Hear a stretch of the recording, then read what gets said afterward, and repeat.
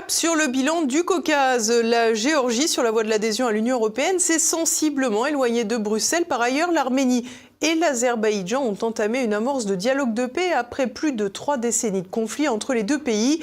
Le tout sous l'égide évidemment de Donald Trump qui compte bien implanter les États-Unis dans la région. Nicolas de Lamberterie.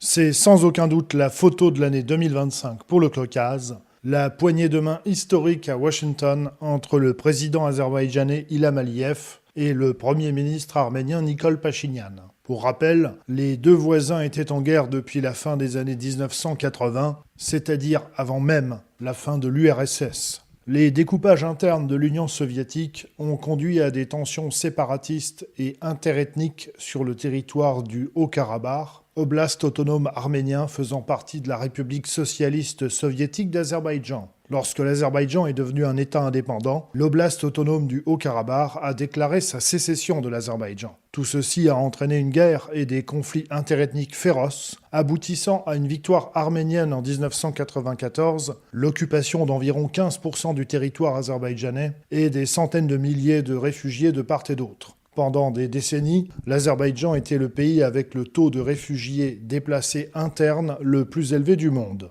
Fort de son alliance avec la Turquie et de ses ressources énergétiques, l'Azerbaïdjan a modernisé son armée pendant près de 3 décennies afin de prendre sa revanche. Chose faite lors des 2e et 3e guerres du Karabakh en 2020 et 2023, qui ont abouti à la reprise de l'intégralité du territoire, ainsi qu'au départ des 100 000 Arméniens qui y vivaient encore. Le conflit terminé, les deux pays restent malgré tout, en théorie, en état de guerre, étant donné qu'ils n'ont toujours pas signé de traité de paix. Un certain nombre de points sont toujours en discussion, entre autres une délimitation précise des frontières entre les deux pays, étant donné que cela n'a jamais été effectué, et aussi un corridor à travers l'Arménie pour relier l'Azerbaïdjan à son exclave du Nakhchivan, lui-même frontalier de la Turquie. Ce corridor, dont l'intérêt stratégique va bien au-delà de la région, puisqu'il s'insère dans des projets de route commerciale eurasienne, a vu l'irruption des États-Unis de Donald Trump, qui vont s'occuper de la construction et de l'exploitation du corridor en question. On peut s'attendre à ce que l'agenda médiatique 2026 soit dominé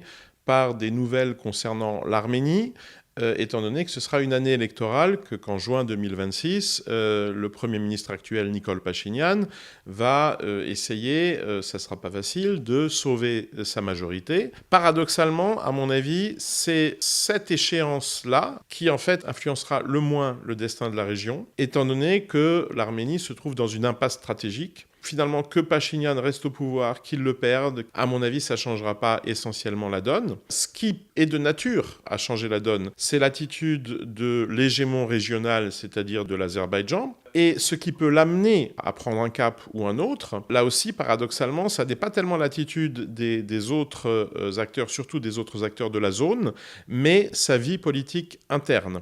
Parce que celle-là, en revanche, a une grande importance. Ilham Aliyev a actuellement, à mon avis, tout intérêt à préserver le calme, à faire en sorte que les accords TRIP passés sous l'égide de Trump soient respectés, mis en œuvre avec le moins d'accrocs possible. Mais évidemment, la grande question, c'est est-ce qu'en termes de politique interne azerbaïdjanaise, est-ce qu'il va être en mesure de respecter cet agenda qui est son option la plus raisonnable en termes de politique extérieure, sachant que ça l'oblige à réinventer la politique intérieure azerbaïdjanaise, c'est-à-dire à partir du moment où il faut se réconcilier, se mettre d'accord avec les Arméniens. Par ailleurs, cette évolution dans le Caucase est régulièrement décrite comme le signe d'un recul de la Russie, qui était habituellement la puissance impériale régulant ce type de conflit dans l'espace post-soviétique. On attribue souvent le conflit en Ukraine comme l'une des causes de l'affaiblissement de la Russie dans le Caucase. Selon Modeste Schwartz, il convient de relativiser l'idée selon laquelle la Russie se serait désengagée de l'Arménie, en particulier d'un point de vue économique. Ça correspond à la fois au discours des autorités arméniennes actuelles et à celle des Occidentaux, que les Russes ont totalement évacué ou sont en train d'évacuer en tout cas l'Arménie. Bon, il se trouve que factuellement, ça n'est pas vrai dans le domaine économique. les intérêts russes ne se sont absolument pas retirés jusqu'à présent d'Arménie. Les infrastructures arméniennes, énergétiques, même de transport, etc., restent contrôlées par des capitaux russes, hein, malgré toute la rhétorique des autorités arméniennes actuelles. Bon, simplement, cette influence ne s'exerce plus de façon directe, on va dire néo-impériale, comme par le passé. Reste enfin, en ce qui concerne la Transcaucasie, la Géorgie. Le pays a connu et perdu plusieurs conflits séparatistes qui l'opposaient directement ou indirectement à la Russie depuis la fin de l'URSS et était jusqu'à une période récente en voie d'adhésion à l'Union européenne. Mais un relatif rapprochement du pouvoir géorgien avec Moscou a lourdement refroidi la relation entre Tbilissi et Bruxelles, de telle sorte que la question de l'adhésion de la Géorgie à l'Union européenne semble pour le moment durablement rangée au placard. Quand on écoute le discours notamment des euromondialistes, on a l'impression que la Géorgie est redevenue un bastion du Kremlin.